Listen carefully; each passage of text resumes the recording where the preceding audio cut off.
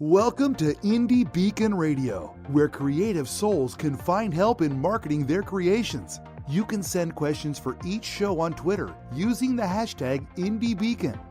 Now sit back and enjoy learning about our guest for this show. And welcome to today's show. This is b-alan-bourgeois. We are talking not about a specific author today, but actually a program for authors that relates to film. It is a program called Storyrocket. I have Michael on the line with me. So, Michael, let's jump right into it. Let's explain what Storyrocket is. Sure. So I think the best way to get started talking about Storyrocket is kind of talk about where it came from, the idea. So we have a two-time Emmy-winning producer for Univision in Ana Benitez, and we have a writer who was also an executive in his daytime position with Univision as Ron Karasz. Obviously, they're married. So they had this great idea after all of their experiences, one being a producer, one being a writer, that, you know, producers need content and writers need to connect with these producers. So out of that was born the idea of Storyrocket. And because a couple of things are going on in today's world. One, we have this need for more content than ever. You turn on, you've got Hulu and Netflix and Amazon and Freeform and, you know, just more channels available that need good content to fill it. And the producers don't know where to look for it because typically they've been limited to looking through slush piles for hours, and they don't do that too often because it's unsolicited work. And you also have scenarios where they can't find the right thing. So Anna, as a producer, decided, hey, you know, let's create a way that's almost like, we call it almost like a search function, like you would look for a car online, you know, like Auto Trader for producers.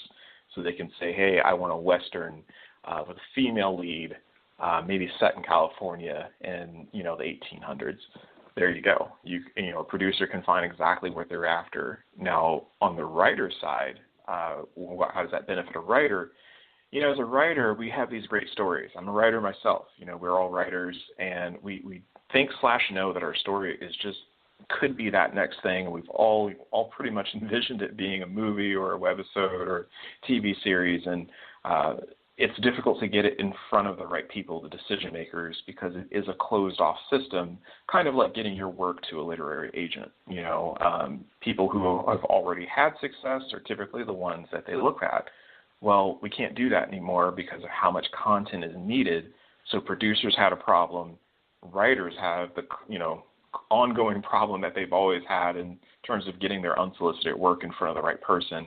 And Storyrocket was kind of birthed between those two worlds to solve that problem, and that's what we do. Okay.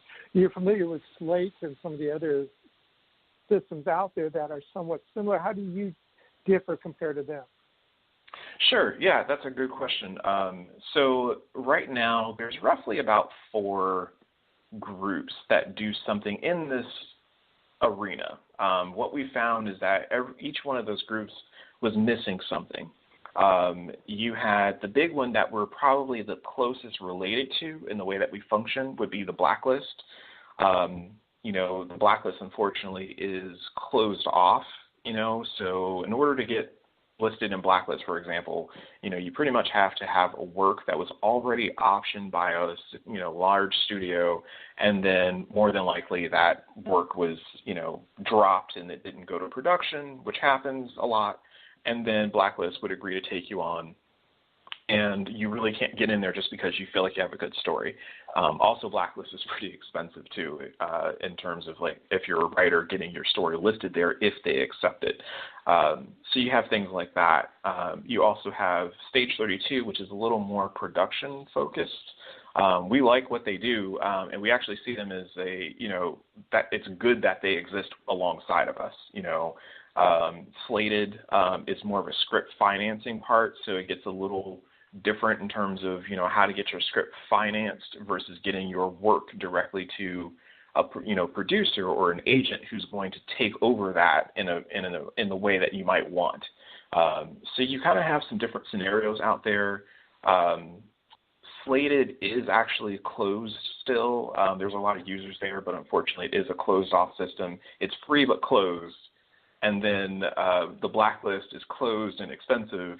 So there was just no one in this arena where it was, that person out there that wrote that great script or that great, book that, feels like they could turn that into a script. There wasn't someone out there that was aggregating that really good content like that and opening that market for everyone. Now, you have used the word closed off and expensive quite a lot in describing these things, and you have 4 separate programs or plans that are designed for people. You have a free, the plus, the pro, and the enterprise. For an author, either the free or the plus would seem to be the more appropriate program. Why the various options? What's the value for that for an author?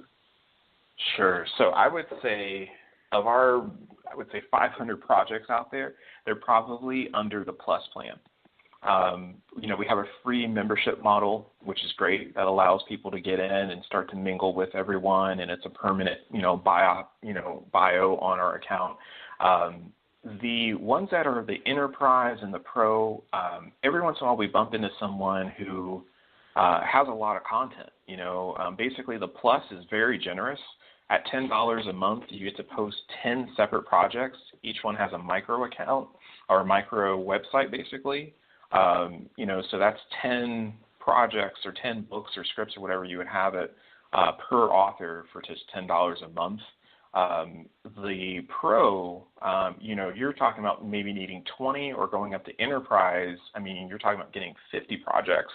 And so that would be more for a small publisher, So if you have a small publisher who is really kind of, okay, I've got maybe 20 authors and a total of 40 books, an enterprise account would make a lot of sense for them. But just going back, I'd say 90% of our, paid accounts where they actually have stories listed, they come from that plus, which makes the most sense for each individual. Mm-hmm. Now, you brought up the fact of publishers. So what would be the value of doing it as an author versus having the publishers do it? Does the author have more control over the project and information, or is it fairly mixed with the publisher? Sure. So basically, the best way to answer that question is that it is however the publisher and writer want it to be. And we did that on purpose. Because some publishers you'll meet and anyone contacts their authors, they own the right to their author's content and wanted to have a scenario where if they wanted to be contacted directly, then that's great. But you also run into scenarios where a lot of, especially even traditionally published authors, even though they have a publisher, that publisher is not willing to spend a lot of money on marketing for that individual unless they're in the top end of the earnings, section. So, because we allow them to, interact with their publisher and put their publisher as the contact person. So if a producer says, oh, I like that project, who do I talk to about this? Well, you talk to my publisher, because legally they would have to. So that's why we wanted to make it, that way where it was flexible to where a publisher can be in control of it or an author can be in control of it. And that could be because the author is just off on their own. Maybe they're an indie published author or self-published, or it could be because, like many traditionally published authors, they are oftentimes on their own when it comes to promotion. Okay. Now, going in, you have a lot of things to offer for the free membership, okay? We've got the biography, the credits, the awards, any videos, like book trailers, images of the authors or the books, all that's good information. But when you get to actually adding a project, okay, what is the best rule of thumb for an author when they're adding the project? Oh, yeah. So the best rule of thumb is to imagine that you're, I use the elevator pitch, imagine you're on an elevator with a producer and the person happens to say, hi, I'm a producer and I'm looking for content, and make sure that your summary and your log line and all of those things are well crafted. Those are probably the biggest things, because it's that first thing that, we're writers. We don't think of things the way producers do. They think of something very quick, and they're pretty visual, so they want to hear, does this catch me from the get-go? So you got to have that great log line. You got to have a well-written summary. And we have notes and things on the account when you are filling it out that talk to how to make a good log line and a good summary. Okay. Now, you bring up the aspect of the producer thinks of one way and the authors think of another. So should we be thinking totally different when we're adding that project in there? Because we've got our author's hat on, and we're selling basically the story/book. So are we needing to readjust our thinking? So, no, that's a good question. So here's one of the things that we've done. We have spent a long time working on the website of Storyrocket and why things are the way they are. We did this with producers, and Ana is an Emmy-winning producer herself who had to find content. So basically, we have created the forms that you fill out. It's not an accident. It usually takes anywhere from maybe 15 minutes if you already have all the info to fill this out. It's not something you can do in just a second. But that's on purpose, because we know that authors, while they are great at writing, aren't always the best at promoting their book or selling it. So we have made a scenario where if you just fill out the profile the way that we want you to, with all those things, and we don't let you, if you notice, we don't let you move on to the next thing if it's something we feel is a must, to be presented. So we just let you go in there and fill out the info, and it generally works out that it's a good-looking project pitch at the end. Yeah, because when I was filling mine out, there were certain questions in reference that I was not prepared for, but Sure. which was good because, you have characters and stuff like that, and it was a challenge to go through it. So here's the big question, okay, and I know you're anticipating it through the entire conversation here. What success rate have you guys had? And I'm going to stop right there, let you ponder that. Any figures on your computer you need to. We're going to step away for a quick break from our sponsors, and then I'll come back and let you answer that. Great. Well, hello there, my friends. My name is Randy James, independent voiceover producer in the Dallas, Texas area, available to write and record a 30-second commercial, much like the one you're hearing right now. It's a great way to help increase awareness and exposure to your book title. It's easy to do. Simply call me and we'll brainstorm on a few ideas, and in a few hours, I'll whip something up and send you a digital file ready to use. Remember, call or text me, Randy James, at 214-762-1942. Jan Sykes has written a passionate love story that takes the reader on a journey from the Texas honky-tonks to prison and back again. Sheer determination and perseverance are the themes of this biographical fiction story. Nothing can destroy the love Luke Stone and Darlena Flowers share, not separation, poverty, illness, or even death.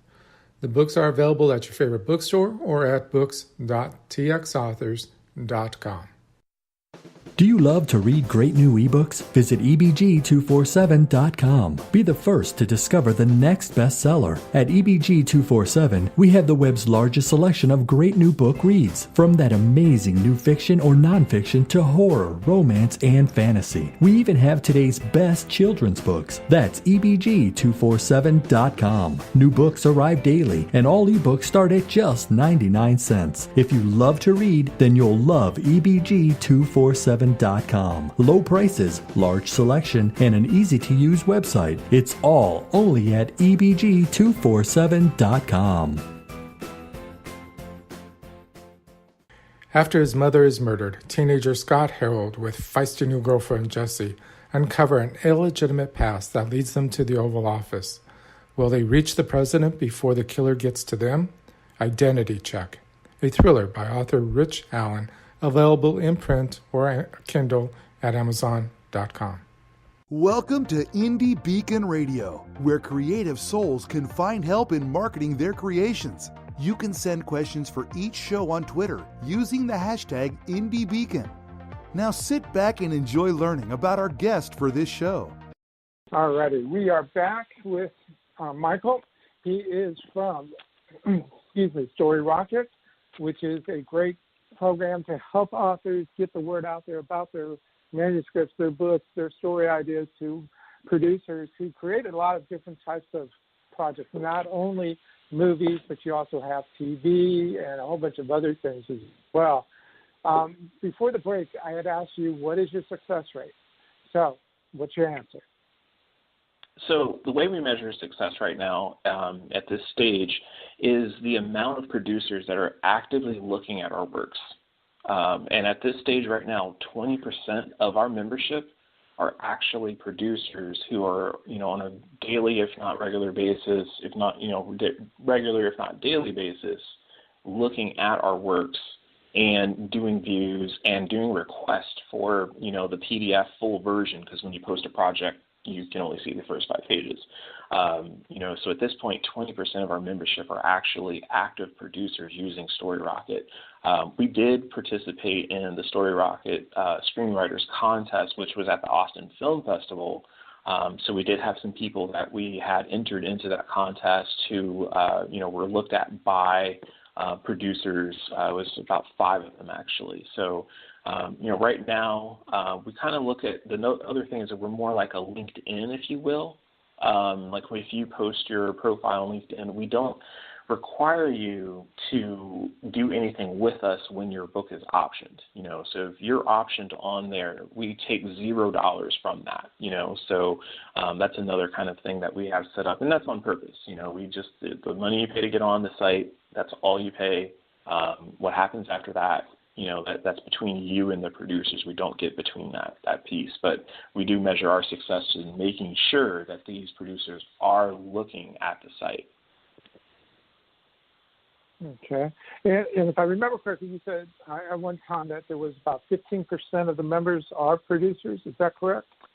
Yeah, actually, after you and I had spoke, I put in a request because I had gotten that number maybe 2 months ago. And so we're always adding new producers through the contacts that Ron and Ana have with their long history at Univision and their other various contacts. So we are now actually up at 20% of our membership are active producers looking at our content, and it's pretty strong, especially given that we launched this at South by Southwest last March. So we already have a strong group of producers and agents looking at our work. Now, you brought up the Austin Film Festival and the books that you presented for the contest, the Storyrocket Screenwriters Contest. Tongue there. I noticed one of the authors was a member of our organization, Jeff Kerr, who won, really? Which was great. But were all these authors Texas-related or from all over the place that you had submitted? So those were from all over the place, actually. I know one was from North Carolina. So our authors, we have authors all over the United States. Also, we have authors in Mexico. So we're trying to kind of bridge markets, especially if the further you are away from LA, the more useful this becomes, right? So yeah, we do try to reach pretty far out, but we do have a stronghold in Texas because of Austin. We love Austin. We were at the Austin Film Festival. We were at South by Southwest. I mean, we pretty big fans of what goes on in Austin and Texas in general. Are you guys coming back to Austin anytime soon, or to Texas? So we'll be in Dallas, actually, apparently, here with the Texas Authors Association. So I'm really excited about that. I have a lot of family in Dallas, and on both sides. My wife's family is there, and my family's there. So I'm looking forward to getting in there and meeting more authors and enjoying being in Dallas for sure. Yeah, a little mini vacation for you. Yeah, it'll be fun, So I don't get out as much as I'd like to because I travel quite a bit around the country myself, and I don't usually get to, pick and family's like, oh, you're gone so-and-so. Well, why aren't you in Texas? Well, this time I get to actually go, so I'm excited about that.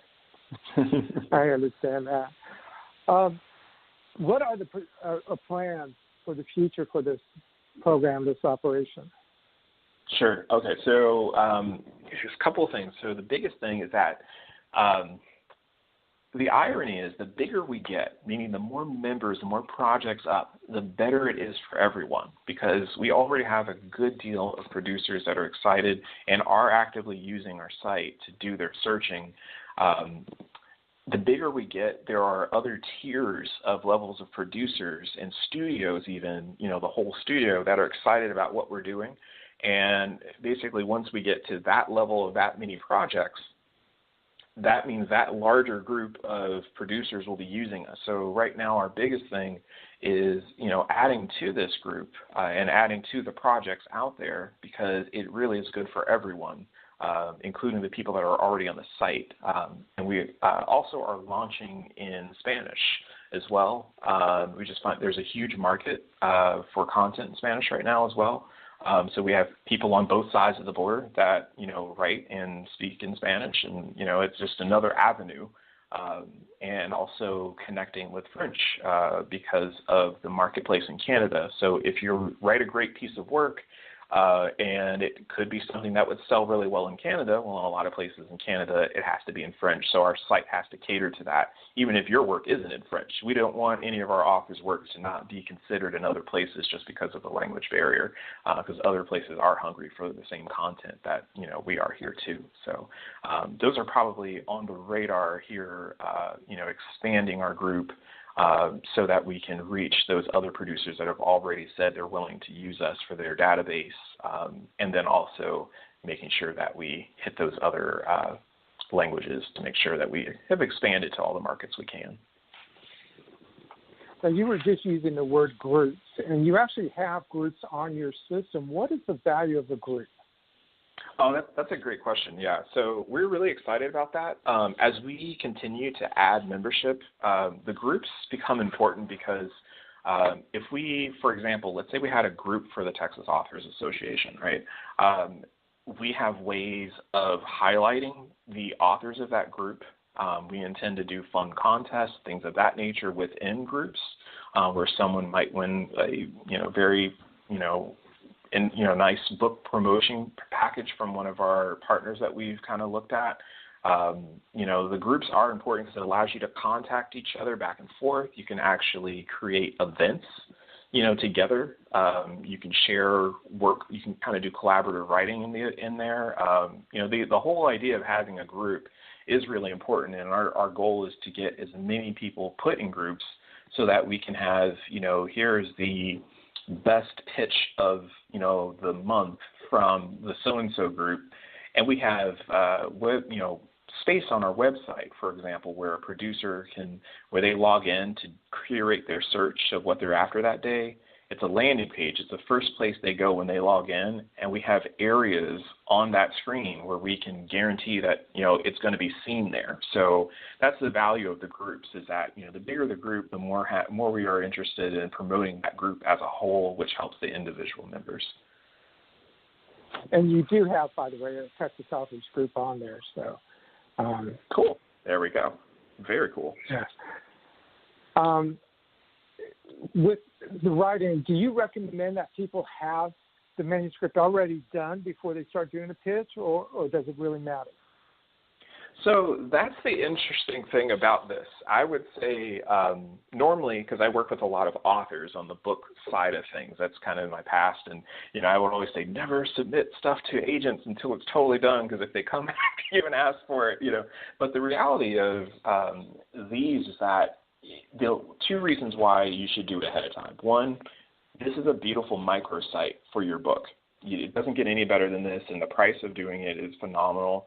And you need to pre-promote your book, and do pre-marketing, long before you plan on either releasing it or long before you would actually approach an agent, right? So you can show an agent, hey, my book is on Storyrocket, and it's got, X amount of views and that sort of thing and likes on the Storyrocket. So there's a good reason to put it on beforehand then. And the other is that with a movie, it is a little different, right? So if a producer contacts you and says, hey, I like the idea of this, getting a treatment made for your story it would not take that long, right? It's not like with an agent, for a literary agent called you and said, hey, where's your book? I liked your query letter, right? And then it would be, well, I'm like 2 months away from it. With this, it's not like that. So I highly recommend, for those two reasons: one, pre-marketing your work, whether you plan on self-publishing or presenting to literary agents, and two, you really, if a producer likes the story they see, you can get a treatment done well within time to get that to that producer. And that brings up another question. Do you guys offer additional support as far as somebody reviewing projects to help you fine-tune it and or treatments, as you said, or anything of that nature? So a couple of things. One, that is a plan in the works to have specifics on doing treatments. There are sites out there. We are kind of negotiating. We want to make sure we have the right one, right? Because there are a lot of services that offer that. We want to make sure that if we're recommending them, they're definitely the one that we've, established is the best for doing that. I do, however, personally, as well as the other people in the group, know what the producers are looking for in the pitch project. So if someone contacts me, especially if I'm working with a group or one publisher, and they say, hey, we're uploading all of our projects at this one time, can you review, the pitch page and tell me, is there something that you think producers want to see? Now, that's something we're already doing, which we're more than happy to do because that helps us as well. We really want to see these succeed. So, yeah. Okay, great. If you would, just do a quick little pitch. We've got a couple minutes left to give an overall synopsis of why people should use your service. Sure, yeah. So the big thing about what we're doing is we're disrupting an industry that has kept people out of the process for so long. I've loved movies my whole life. I didn't know I was going to end up doing something about that when I was older, right? But who knows how many really good movies are sitting on people's, bookshelves or sitting on their laptops, how many TV shows that, when you're sitting there thinking, man, there's nothing on, and there really could be, So we just decided that Storyrocket is really here to give a voice to good writers everywhere. And keep kind of in that closed-off system that has really just kind of stifled a lot of creativity. So we're very excited to do that. I'm very excited to give a voice to these writers, and then also to give people this ability to have these microsites, which our authors are currently using in some pretty amazing ways. So that's really what we are in a nutshell. It's about getting a voice to these writers and then getting their work out there and optioned. Okay, and the website is storyrocket.com, and we are out of time, and I thank you very much for all this information, and we look forward to seeing what happens in the future and what success rates Texas authors or indie authors or anybody has with that, so we look forward to seeing what you come up with. Thank you very much for your time. Thank you so much for having me. Appreciate it. Thank you for listening to Indie Beacon Radio, where creative souls can find help in marketing their creations. To learn more about Indie Beacon services, to be a guest on the show, or to advertise on our show, please visit our website at indiebeacon.com.